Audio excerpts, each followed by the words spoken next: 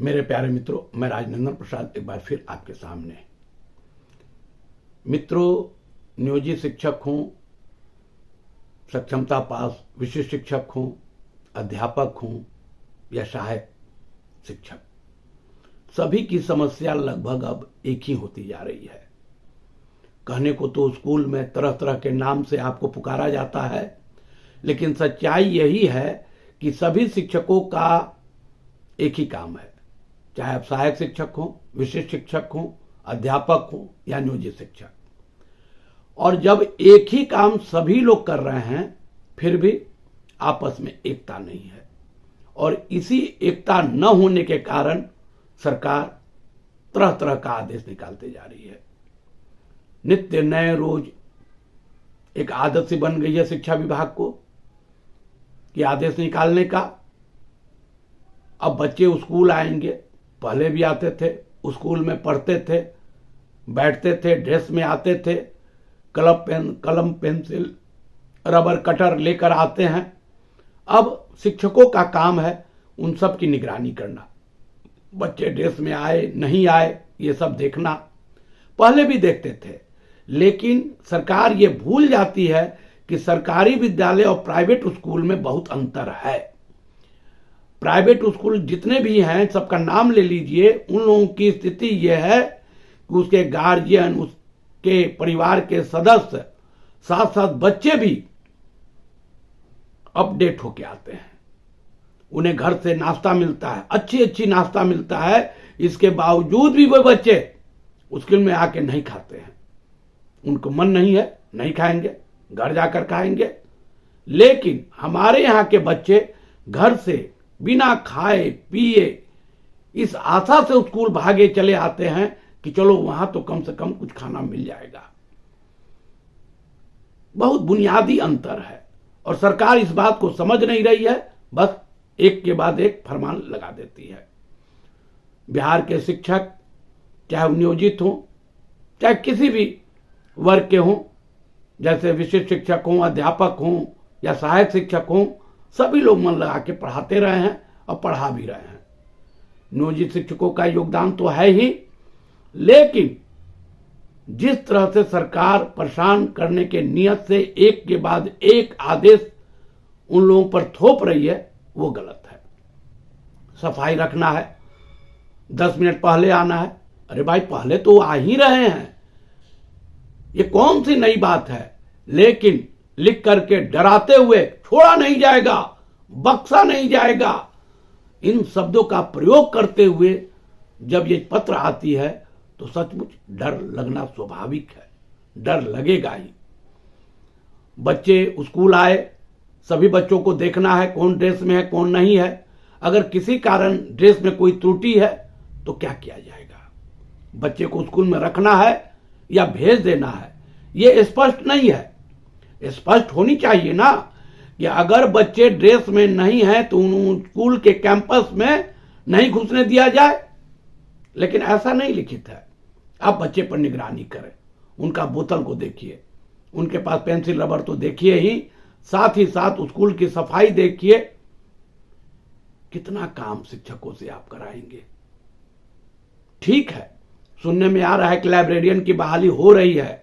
Librarian की बहाली होगी तो निश्चित तौर पर पुस्तकालय भी बनेगा। अभी तो स्कूल में एक भी पुस्तक रखने की कोई जगह नहीं है, लेकिन अगर पुस्तक अगर आएगा, उन पुस्तकों से अगर बच्चों की पढ़ाई होगी तो निश्चित तौर पर उसका स्वागत है। आप बहाली कीजिए, कौन रोक रहा है? सुनने में आ रहा है कि प्रत्येक हाई स्कूल में लाइब्रेरियन का पद क्रिएट किया जाएगा। डीओ साहब से सूचना मांगी गई है, वो संभवतः देंगे। जबकि सरकार को मालूम होना चाहिए कि बिहार के किसी भी हाई स्कूल में लाइब्रेरियन का पद अभी नहीं के बराबर है। उन्हें सब कुछ जानकारी मिल जाएगी, अच्छी बात है, तो बहाली करें। फिर सुनने में आता है कि 80,000 शिक्षकों की बहाली होगी। ये 80,000 शिक्षक की बहाली होना चाहिए ही, इसमें कोई दो राय नहीं है, अच्छी बात है। लेकिन उनका मकसद ही कुछ और है। वो चाहते हैं कि हर नियोजित शिक्षक को हम किसी भी तरह से उस 80,000 में फिट कर दें और उन्हें नई नौकरी दे दें। पहले विशिष्ट शिक्षक के नाम पर, उसके पहले अध्यापक के नाम पर, और फिर अध्यापक के नाम पर 80,000 शिक्षकों की बहाली होगी। निश्चित तौर पर हमारे कई नियोजित शिक्षक भी उसके उम्मीदवार होंगे, वो फॉर्म भरेंगे इस लालच में कि राज्यकृत हम लोग हो जाएंगे राज्यकर्मी। राज्यकर्मी का तोहफा, एक ऐसा राज्यकर्मी का शब्द प्रचलन में आ चुका है कि हर शिक्षक उससे प्रभावित होते ही रहते हैं, होना भी चाहिए। लेकिन अपनी पुरानी नौकरी छोड़कर नई नौकरी में जाना, हम तो कहेंगे कि एक बार आप लोग जरूर विचार कर लीजिएगा कि अभी आपको क्या मिल रहा है, वहां जाने पर क्या मिलेगा, फिर आपकी पोस्टिंग कहां होगी, फिर आप किस वातावरण में फिर अपने आप को ढालेंगे, ये सब सोच विचार कर ही निर्णय लेंगे। क्योंकि आने वाले समय में केवल और केवल नियोजित शिक्षकों को समाप्त करने की सरकार की नीति है, और वो नीति ये नहीं है कि आपके लिए कोई अच्छी बात वो सोच रहे हैं, वो ये सोच रहे हैं कि आपको स्नातक में प्रमोशन देने से हम बच जाएंगे, आपको प्रधानाध्यापक में प्रमोशन देने से बच जाएंगे, आपको वरीय शिक्षक बनाने से हम बच जाएंगे, प्रधान शिक्षक बनाने से हम बच जाएंगे, हमें पैसों का भुगतान कम करना पड़ेगा, इसलिए आपको एन केन प्रकरण से नई बहाली में डालने का सरकार प्रयास करेगी। आपको सब समझना होगा, उस नियमावली को भी पढ़ना होगा, और उस नियमावली को पढ़ने के बाद ही आप निर्णय लेंगे कि नई नौकरी में जाना बेहतर है या नहीं है। मेरे प्यारे मित्रों, सरकार बेंच डेस्क जो सप्लाई हुई है उसके संदर्भ में सरकार कड़ा कदम उठा रही है। मुझे उम्मीद है कि निश्चित तौर पर बड़ी मछली कोई ना कोई तो जरूर फंसेगी।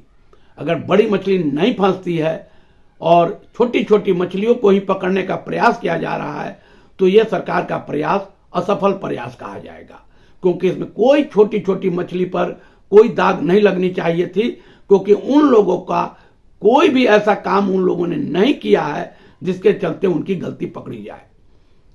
सभी को मालूम है, एकीकृत योजना के तहत एक ही जगह से लोगों को बुलाया गया और उन्हें इस बात के लिए प्रोत्साहित किया गया और उन्हें ही काम दिया गया, जिसके चलते उन लोगों ने स्कूलों में सामान को भेजा और उसका भुगतान डायरेक्ट प्रिंसिपल से उन लोगों ने लिया।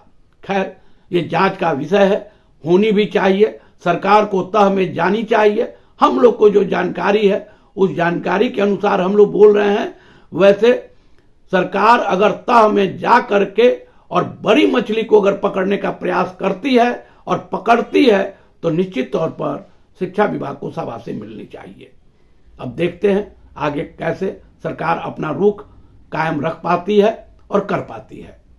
मेरे प्यारे मित्रों, मैं राजनंदन प्रसाद आप तमाम लोगों से निवेदन करूंगा कि आप मेरे वीडियो को ज्यादा से ज्यादा शेयर करें, सब्सक्राइब करें, लाइक करें।